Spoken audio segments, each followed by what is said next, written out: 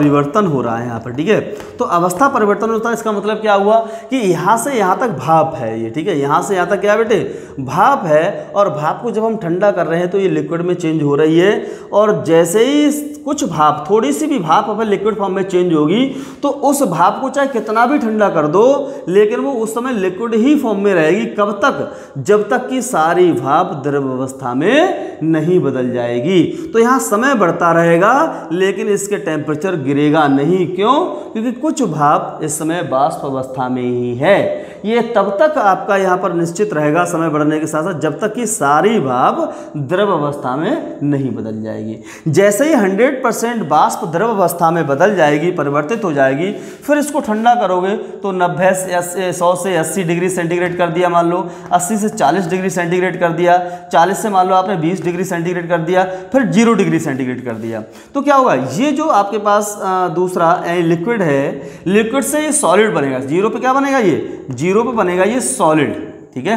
तो लिक्विड से बनेगा बेटा यहाँ पे क्या, सॉलिड। और ये सॉलिड तब तक सॉलिड बनेगा बेटे जब तक कि आपका सारा लिक्विड सॉलिड अवस्था में चेंज नहीं हो जाएगा। यानी द्रव को ठंडा करते रहोगे, करते रहो, थोड़ी भी बर्फ बन जाएगी यहाँ पर तो वो बर्फ इससे नीचे नहीं जाएगा टेम्परेचर। कब तक नहीं जाएगा? जब तक कि सारा लिक्विड ठोस अवस्था में, बर्फ अवस्था में परिवर्तित नहीं हो जाएगा। तो यहाँ पर भी क्या हो रहा है बेटे, अवस्था परिवर्तन हो रहा है, ठीक है, अवस्था परिवर्तन हो रहा है। तो देखिए आपको क्या है, बहुत सिंपल सा तरीका है बेटा। यहाँ भाप से यहाँ बन गया बेटा द्रव, और जब द्रव बनेगा तो यहाँ पर क्या बन गया बेटे, यहाँ पर ठोस बन गया। तो यहाँ से यहाँ तक, यहाँ से यहाँ तक आपने देखा होगा, यानी डायरेक्टली सीधे सीधे कोई ग्राफ नहीं है, ये ग्राफ आपका अनकंटिन्यूअसली है। यानी यहाँ से यहाँ तक बढ़ा, फिर यहाँ स्थिर हो गया, फिर यहाँ बढ़ा, फिर स्थिर हो गया यहाँ पर ये, ठीक है। तो ये जो वक्र होता है वो असतत होता है। जबकि जो यहाँ पर मैं बात करता हूँ बेटे, चौथा पॉइंट ये इसका है, तो इनके शीतलन वक्र, इनका कर ले रहे हैं, शीतलन वक्र सतत होता है, ठीक है। ठीक, सतत का मतलब क्या है, वही वाली बात है। ये आप ग्राफ बनाएंगे तो ये सीधे सीधे इस तरीके से आ जाएगा, इस तरीके से आपका ये वक्र नहीं आएगा। यहाँ टेम्परेचर लोगे, यहाँ समय लोगे, इसके साथ साथ आपका इस तरीके से ये सीधे सीधे आपका ठोस अवस्था से, ठोस से या तो द्रव अवस्था में या द्रव से गैस अवस्था में सीधे सीधे परिवर्तित हो जाते हैं अक्रिस्टलीय ठोस, ठीक है। ये ध्यान रहे आप लोगों को। और ये आपके पास चौथा पॉइंट हो गया। और नेक्स्ट हम लोग पांचवा पॉइंट पढ़ने वाले, बहुत ही अच्छा यानी इंपॉर्टेंट पॉइंट होगा वो भी, जरा देखिए वो कैसा होगा। अगला पॉइंट है पॉइंट नंबर 5। ये विषमदैशिक प्रकृति के होते हैं, विषमदैशिक प्रकृति के होते हैं, ठीक है। विषमदैशिक प्रकृति बच्चों क्या होती है? विषमदैशिक प्रकृति ये होती है, देखिए समझा रहा हूँ मैं आप लोगों को विषमदैशिक प्रकृति के बारे में। जैसे मान लीजिए आपके पास सॉलिड्स है, कौन सा सॉलिड हो रहा है, क्रिस्टलीय ठोस है। तो क्रिस्टलीय ठोस के मैं सेंटर पॉइंट को बेटे यहाँ पर बना रहा हूँ, जरा देखिए ये आपके पास एक है, दूसरे गोले को मैं बना रहा हूँ बेटे वाइट कलर से, जरा देखिए यहाँ पर, ठीक है। अगले गोले को बना रहा हूँ मैं बेटे, फिर आपका बना रहा हूँ नीले कलर से, देखो यहाँ पर, फिर अगले गोले को बेटा वाइट कलर से बना रहा हूँ। यहाँ गोला नहीं, मैं सेंटर पॉइंट को बनाने की कोशिश कर रहा हूँ, ठीक है। फिर मैं इसको नीले कलर से बना रहा हूँ, यानी एक वाइट और एक ब्लू, एक वाइट और एक ब्लू। जरा देखिए यहाँ पर इस तरीके से मैंने आपको डिफ्रेंशिएट कर दिया। अच्छा मैं एक काम और करता हूँ, यानी दूसरे वाले गोले को मैं सॉलिड कर दे रहा हूँ। देखिए यहाँ पर ये इसका मतलब क्या हुआ, इसका मतलब ये हो कि जो भी सॉलिड्स होता है वो दो प्रकार के पार्टिकल से मिलकर बना होता है, एक पॉजिटिव होगा और एक नेगेटिव पार्टिकल होगा, ठीक है। तो एक इसमें से कोई भी पॉजिटिव मान लेते हैं और एक इसमें से कोई भी नेगेटिव मान लेते हैं, ठीक है। तो देखिए बेटे आप देखो क्या है, इसके जस्ट नीचे यहाँ पर मैं क्या करता हूँ, यहाँ पर मैं बना देता हूँ बेटे सॉलिड्स को, यानी यहाँ पर क्या होगा, ये होगा आपका सॉलिड, ठीक। फिर ये ब्लू होगा, फिर ये सॉलिड होगा, फिर ये ब्लू होगा, फिर ये सॉलिड होगा, फिर ये ब्लू होगा, फिर ये सॉलिड होगा, फिर ये ब्लू होगा, फिर ये सॉलिड होगा, फिर ये ब्लू होगा, फिर ये सॉलिड होगा, फिर ये ब्लू होगा, फिर ये सॉलिड होगा, फिर ये ब्लू होगा, फिर ये सॉलिड होगा। ठीक है, तो ये सॉलिड यानी ठोस है आपके पास, सॉरी ये क्रिस्टलीय ठोस है। इस क्रिस्टलीय ठोस में हम विषमदैशिक प्रकृति को समझने वाले हैं। क्या होगी विषमदैशिक प्रकृति, जरा देखिए, मैं यहाँ ठोस कर दे रहा हूँ जो ठोस हैं, और जो सॉलिड हैं उनको मैं सॉलिड कर दे रहा हूँ। ठीक है, ज़रा देखो यहाँ पर ये, ठीक, तो ये है। अच्छा, इसमें क्या है कि अगर मैं डायरेक्शन चेंज करूँगा तो डायरेक्शन को चेंज करते ही इनकी फिजिकल प्रॉपर्टी चेंज हो जाती है। विषमदैशिक का मतलब क्या है, अर्थात दिशाएं परिवर्तित होने पर इनकी भौतिक गुण क्या हो जाते हैं, परिवर्तित हो जाते हैं। जैसे अपवर्तनांक है ना, इस तरीके की फिजिकल प्रॉपर्टी क्या होगी, इनकी चेंज हो जाएंगी। जैसे मान ये लीजिए बेटा कि मैंने ये डायरेक्शन रखी है, यहाँ पर देखो, यहाँ पर ये डायरेक्शन रखता हूँ बेटा, इस तरीके से ये दिशा मैं रख रहा हूँ, ये दिशा रख रहा हूँ। तो इस दिशा में किस प्रकार के पार्टिकल्स आ रहे हैं, पहले सॉलिड वो खोखला वाला गोला आ रहा है, फिर ठोस गोला आ रहा है, फिर खोखला, फिर ठोस आ रहा है। और अब मैं इस तरीके से डायरेक्शन ना करके ऐसी डायरेक्शन कर देता हूँ। जब देखिए आप इस तरीके से ये डायरेक्शन कर दे रहा हूँ मैं। ठीक है, जब इस तरीके की डायरेक्शन करूँगा तो क्या है, पहले देखिए यहाँ पर दिशा मैंने दूसरी चेंज कर दी। यहाँ देखिए दिशा मैंने चेंज कर दी। जब दिशा चेंज कर दी, यहाँ ठोस आ रहा है, फिर खोखला गोला आ रहा है। अब नेक्स्ट मैं इसकी दिशा को फिर चेंज कर रहा हूँ। मान लीजिए मैंने इस दिशा में इसको कर दिया, तो यह देखिए बेटा, देखो ये क्या है, ये सब खोखले गोले इसके साइड में पड़ रहे हैं, सीधे सीधे, है ना।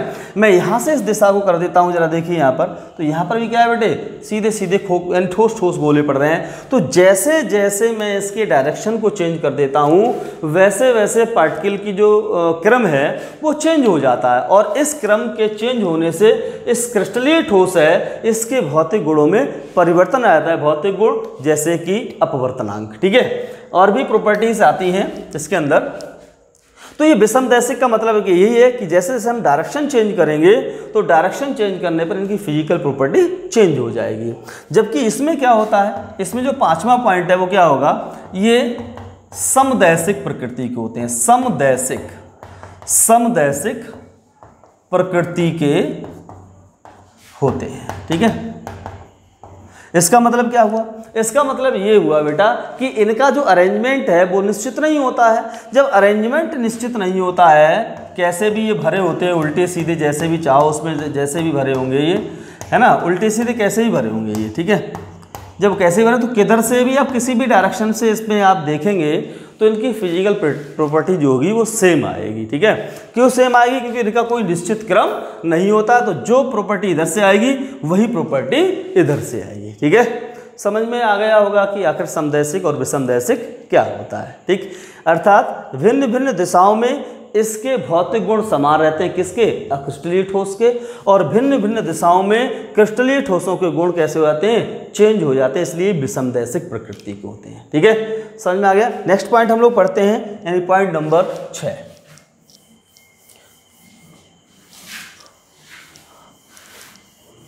पॉइंट नंबर 6 पढ़ते हैं बेटे।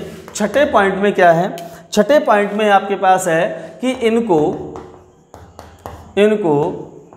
धारदार औजार से काटने पर, ठीक है, औजार से काटने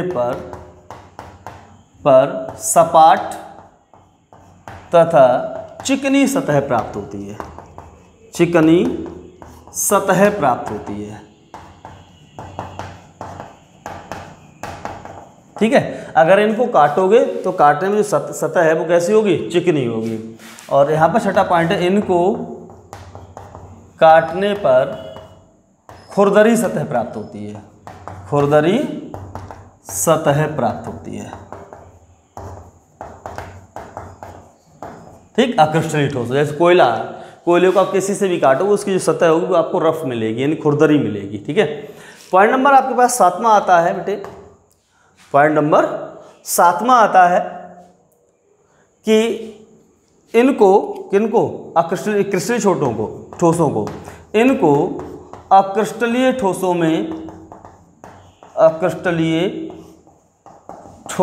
में परिवर्तित नहीं किया जा सकता है। परिवर्तित नहीं किया जा सकता है। ठीक है, और सातवां है पॉइंट इसमें, इनको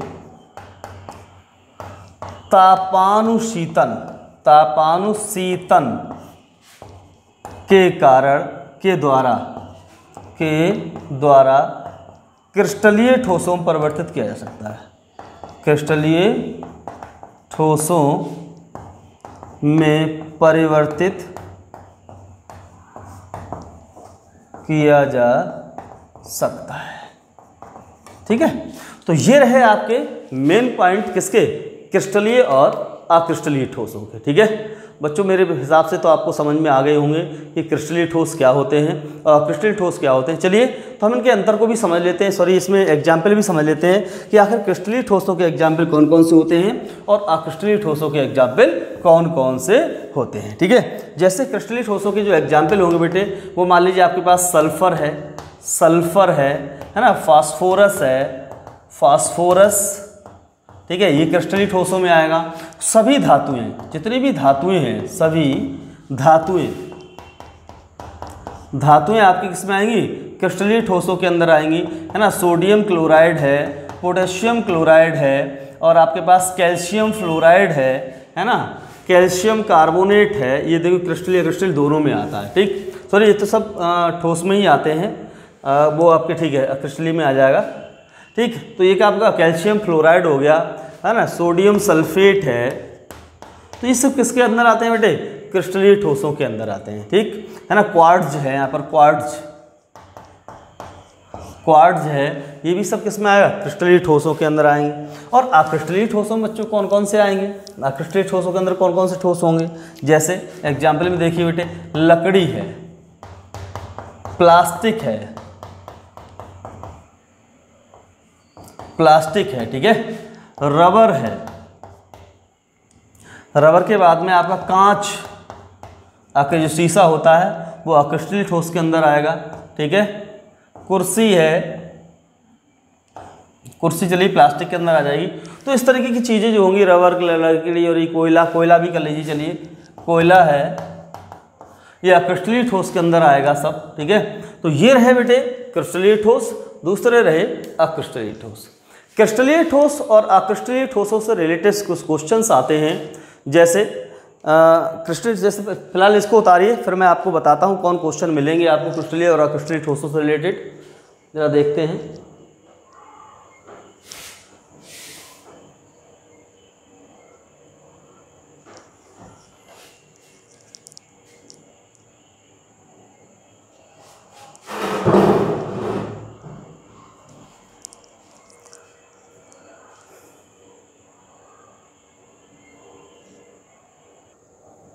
तो ये देख लिया होगा आपने।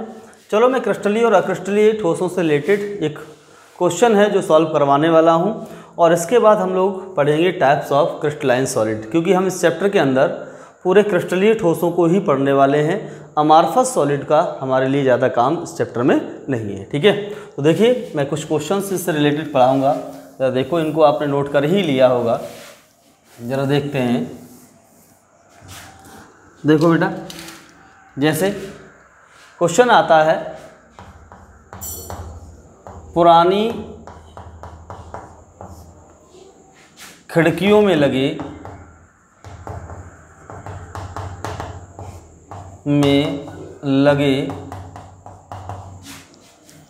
कांच, यानी कि शीशे, कांच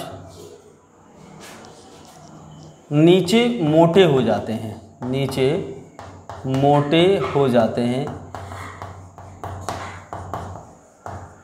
क्यों? ठीक है, ये क्वेश्चन होगा कि जितनी भी पुरानी खिड़कियां हैं, जैसे बहुत पुराने आपके वो हों, बहुत पुराने जैसे महल हैं, कई कोठियां बनी हैं, और उनके अंदर जो खिड़कियां हैं और खिड़कियों में जो कांच लगे होते हैं, वो अक्सर देखने पे ऐसा पता लगता है कि वो नीचे तो मोटे मोटे से दिखाई देते हैं और ऊपर की जो साइड होती है उनकी वो पतली हो जाती है। ऐसा क्यों है? ऐसा इसलिए बच्चों कि मैं बता चुका हूँ, क्या बता चुका हूँ, मैं बता ये चुका हूँ कि जो कांच होता है वो आपका एमार्फस सॉलिड होता है, अर्थात अक्रिस्टलीय ठोस होता है। और अक्रिस्टलीय ठोसों में जो प्रॉपर्टीज़ होती है, देखिए क्रिस्टलीय जो मैं आपको दोबारा ध्यान से समझिए, मैं पीछे आपको बता चुका हूँ, क्या बता चुका हूँ कि जो लिक्विड होते हैं, जो द्रव होते हैं, द्रव के जो मॉलिक्यूल्स होते हैं, उन मॉलिक्यूल्स का कोई सिस्टमेटिक अरेंजमेंट नहीं होता है, अर्थात ये मॉलिक्यूल्स अपेक्षाकृत थोड़े थोड़े दूर दूर होते हैं। ठीक इसी प्रकार जो अमार्फस सॉलिड हैं, अक्रिस्टलीय ठोस हैं, उनके भी लिक्विड इनके भी जो पार्टिकल्स होते हैं, इन पार्टिकल्स का अरेंजमेंट निश्चित नहीं होता है।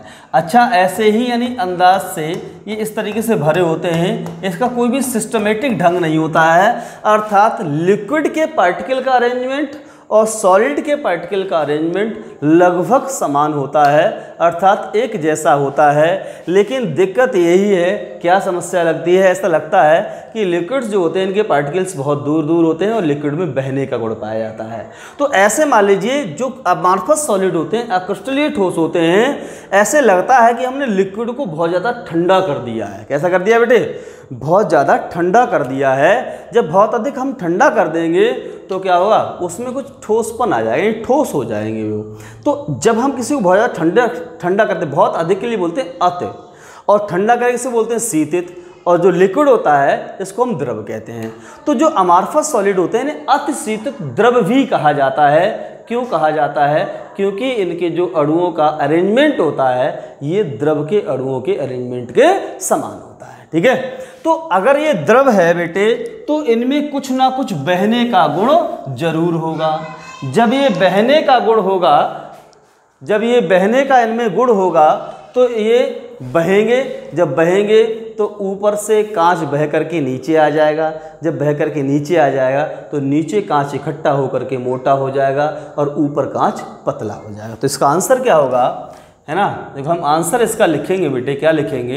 क्योंकि कांच एक अतिशीतित द्रव है। अतिशीतित द्रव है, अतः इसमें बहने का गुण पाया जाता है तथा अतः इसमें बहने का गुण पाया जाता है। लेकिन ये द्रवों की भांति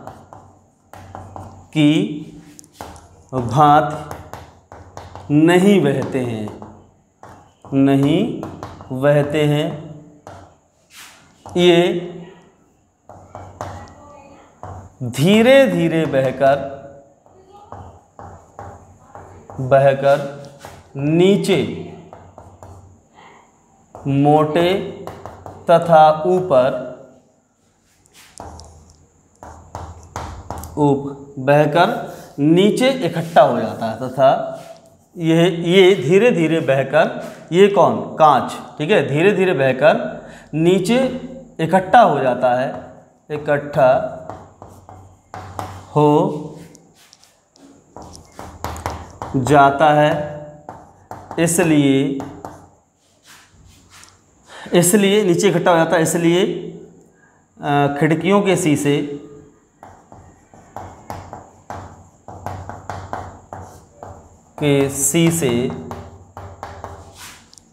ऊपर पतले तथा नीचे मोटे हो जाते हैं।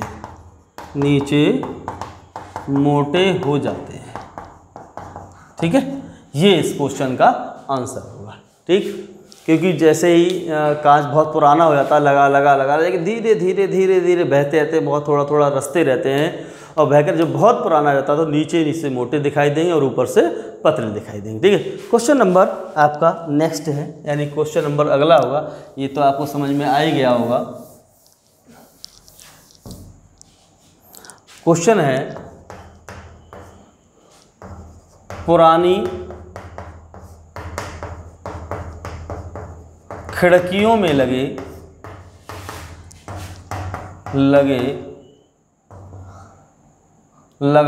खिड़कियों में लगा कांच दूधिया दिखाई देता है, क्यों?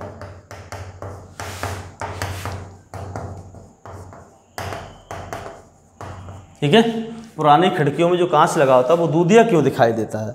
और सिंपल सा आंसर है, आंसर क्या है, मैंने कहा था कि जब हम कांच को क्या करते हैं, अब मैंने ये बताया था अक्रिस्टलीय ठोस को क्रिस्टलीय ठोस में बदला जा सकता है, अर्थात जो अनसिमेट्रिकल, अर्थात हम कह सकते हैं जिसका अरेंजमेंट अनरेगुलर था, रेगुलर नहीं था, उसको बार बार गर्म करो, फिर धीरे धीरे ठंडा करो, फिर गर्म करो, फिर ठंडा करो धीरे धीरे, इस प्रक्रिया को कहते हैं अति शीतलन की प्रक्रिया। ठीक है, क्या कहते हैं बेटे?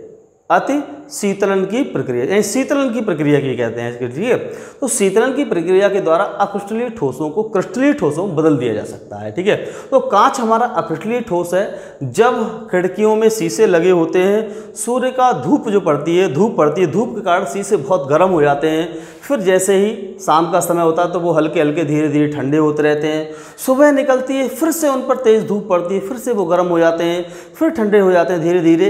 इस तरीके से शीतलन के कारण, ठीक है, इसलिए क्या हो जाता है बेटे? शीतलन, तापानुशीतन के कारण, इस तापानुशीतन की क्रिया के कारण अक्रिस्टलीय ठोस क्रिस्टलीय ठोस में बदल जाता है, जिसके कारण कांच कैसा दिखाई देने लगता है? दूधिया दिखाई देने लगता है। ठीक है, एक कारण ये भी है। और इसके अतिरिक्त कांच आपको पता है कि ऊपर से नीचे इकट्ठा हो जाता है, नीचे मोटा हो जाता है, इसलिए भी दूधिया दिखाई देता है। ठीक है, तो आंसर आपको समझ में आ गया होगा। आंसर क्या है बेटे? क्योंकि लिखोगे कांच अक्रिस्टलीय ठोस है, अक्रिस्टलीय ठोस है जो तापानुशीतन के कारण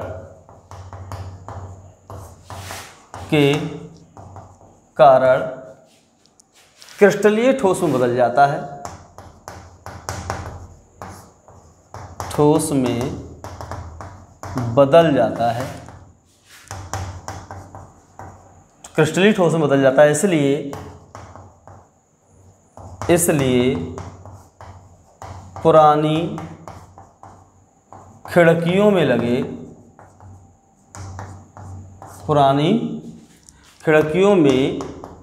लगे कांच या लगा कांच दूधिया दिखाई देता है, दूधिया दिखाई देता है। ठीक है, तो ये रहा आपका इस क्वेश्चन का आंसर। ठीक है, और दूसरा ये भी क्वेश्चन हो सकता है, मैं क्वेश्चन आपको देता हूँ होमवर्क, जो कि आपको सॉल्व करना है। क्वेश्चन है कि कांच को अतिशीतित द्रव कहा जाता है, क्यों? अतिशीतित द्रव कहा जाता है, क्यों? ठीक है, इस क्वेश्चन का आंसर आपको अपने आप से करना है, जो कि मैं वीडियो में आपको बता भी चुका हूं कि आखिर अतिशीतित द्रव क्या होता है।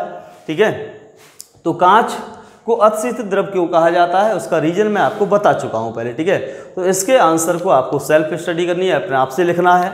बच्चों, चैप्टर हम लोग स्टार्ट कर चुके हैं सॉलिड स्टेट, और सॉलिड स्टेट एक अच्छा चैप्टर है। एक बात और ध्यान रखें, आप लोग वीडियो को पूरी देखिए, और वीडियो आपको अच्छी लगे तो उसको लाइक, शेयर और कमेंट ज़रूर करें, और इसके साथ साथ ज़्यादा से ज़्यादा बच्चों के लिए शेयर करें, जिससे कि उनका कुछ भला हो सके, सॉलिड स्टेट को उनको समझ में आ सके। ये 2 पार्ट में वीडियो है आपको। ठीक है, आपको जो मैंने क्रिस्टलीय अक्रिस्टलीय ठोस लिखवाए हैं, उनमें जो डिफरेंस है वो डिफरेंस आपका बीच में से कट गया होगा, तो 2 पार्ट में बट गया है। तो ये वीडियो आपको लगातार